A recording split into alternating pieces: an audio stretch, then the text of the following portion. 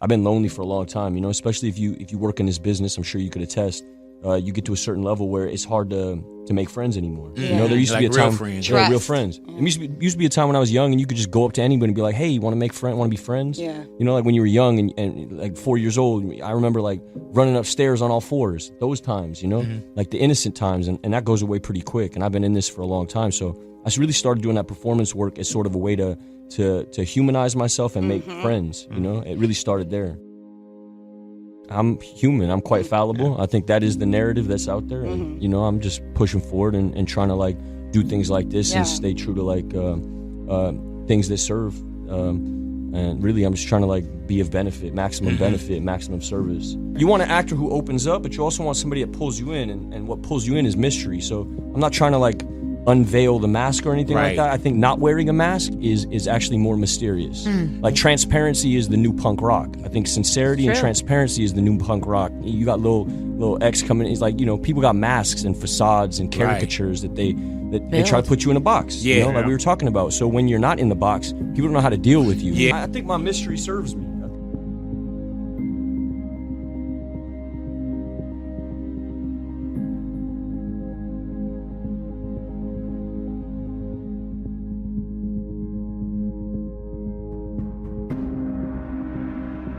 Basically, we're trying to extend the playground. It's small, simple things that'll change the world, right? So around here, you don't have a lot of existential time in general, right? There's no time for how do I feel, what do I think at all. So you don't wind up with a lot of, creative outlets, period. You have a lot of meritocracy in the sports and whatnot, but you don't have a lot of like, how do I feel, what do I think at all. I also need friends, man. I'm lonely as so part of me was like, yes, I wanted to build this thing, but it was also me and Bobby fell in love with each other. The dude became my best friend, and then we sort of clicked up on, well, what do we want to do after this movie's over? Right. And both of us are in love with this craft and wanted to share the craft with people who don't have it.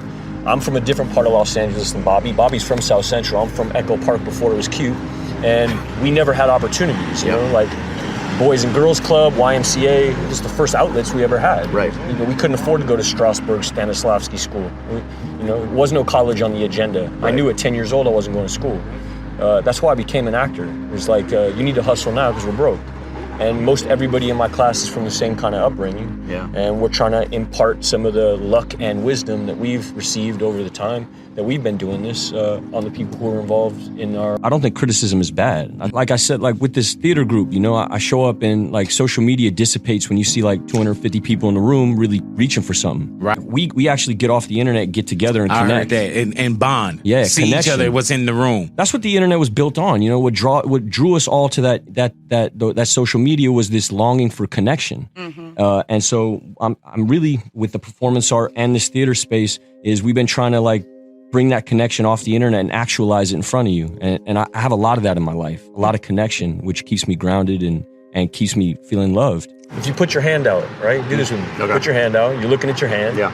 And then make the background disappear. Like you can focus enough on that hand to where everything else sort of disappears. It's like this supreme focus. And then you can zoom out on the hand and then I can see you.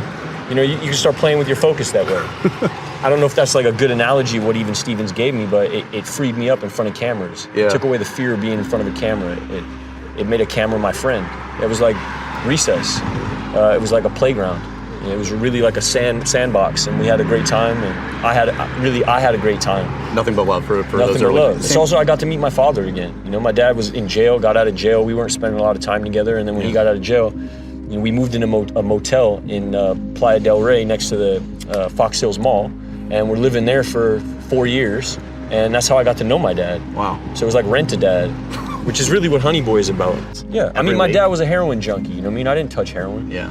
So I'm finding my way, but if you had talked to that kid, I was 20, 23, 24. Yeah. I was a scared actor who thought he was the world thought I was It was sort of like, hey, he's the Transformers kid trying to be a real actor over here. Right. Yeah, so I was bucking against my insecurity. I was desperate to prove myself. I'd be in the face of Mads Mikkelsen, having just watched Valhalla Rising, thinking like, I'm not to this man. Right. And yeah, that's me like trying to find my confidence. Yeah. Not even my skill set, just my confidence. In the same way that even Stevens gave me a confidence in front of the lens. When you get in front of real G's, when you start meeting the Michael Jordans, the people you look up to. The Gary Oldmans. Gary Oldmans, Mads Mikkelsens, right. Tom Hardy, you start getting in front of these people, insecurity washes like a wave. Yeah. And unless you have a real confidence in your own craft, you can't meet a god as a human, Right. they'll just eat you, you know. So you got to find the god in you, you know. And I've worked my way into a confidence level that allows me to see eye to eye with pretty much everybody at this point, except for a couple of the names we mentioned. Yeah, empathy for my father, you know, who was always the biggest villain in my life, you know. And I think if you can empathize with the biggest villain in your life and sort of scrape some of these shadows, and it makes you lighter and freer. I don't think I was leading with love, and my life has changed. You may or may not attest, but I feel like when you lead with lightness and love, you can get to the heavy easier. You know, it's much easier, it's much more accessible. Like anger and the rough shit is very easy. You know, it's the other stuff that feels quite difficult. You know, get an honest laugh is very hard. Arts programs have been cut completely. You still have sports programs and this and that, but you don't have arts programs anymore in public school. So if you're a public school kid and you were my age coming up, before even Stevens, we at least had like drama programs. Right. They were on their way out, but you at least had them. You don't have them anymore at all. Yeah. Everything's just moving into trade school, like from a very young age. Right. Like 6 years old, you're gonna be a plumber. Right. Period. No option for you. I don't wanna sound as cheeseball as like I'm trying to give back, but I'm actually trying to like, this is a very selfish thing down here. Yeah, I'm not on some altruistic, you know, save the world type shit in full. Yeah. I'm down here trying to create good work. And I know that good work comes from life experience. And I know that we have a bunch of full wells in here. Listen, man, we're tribal creatures. Yeah. And if you look like domestic marriages, you know, it's 3 people, 4 people. That's not the way humans were built to live. Yeah. We were built to have like groups of 60, 70. Yeah, so that's how we've survived since the caveman days. And I don't know what happened since, you know, since the 50s. The nuclear family is quite poisonous. Right. And so I'm building a theater group, but I'm also building that group of people.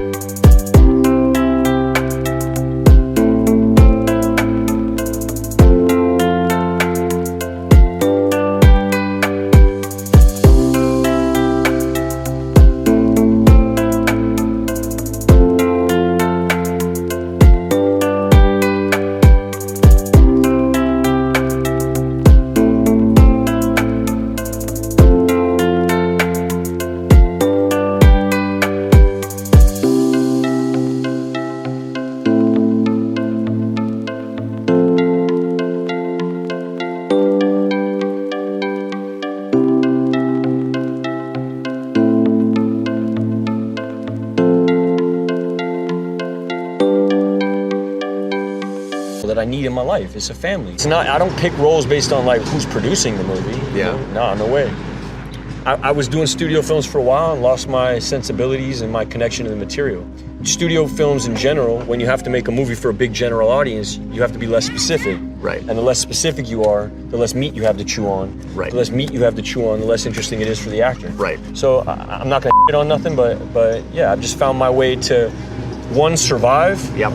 And 2, be able to flourish. Yeah. I actually, and this is crazy, even though I've been like, you know, walking through mud, I do get to be picky about my stuff, and I have a place to go when I'm not working. Right. It's not like I have nothing going on in my life and I need to get to set.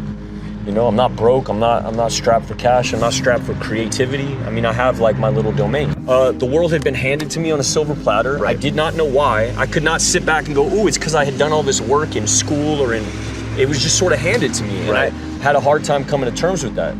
It's like being a trust fund baby. Yeah. Yeah, you're gonna up. Or would I have a well as full as it is? My well is full. Yeah. Yeah, and that comes from a certain kind of life. I talk about looking up to Sean Penn's and the Gary Oldmans. Yeah. It's not just their careers. They had to have a certain kind of life experience to be able to pull some of these roles off. Yep. So in a way, I was reading like these Easy Riders, Raging Bull books and looking up to the Bukowskis, but also trying to desperately earn my seat. Right. And that's not just through the roles. You got to get arrested a few times. Yeah. At least this was my thinking, my Daria postmodern view of acting, you know? And so I chased a certain kind of thing. Right.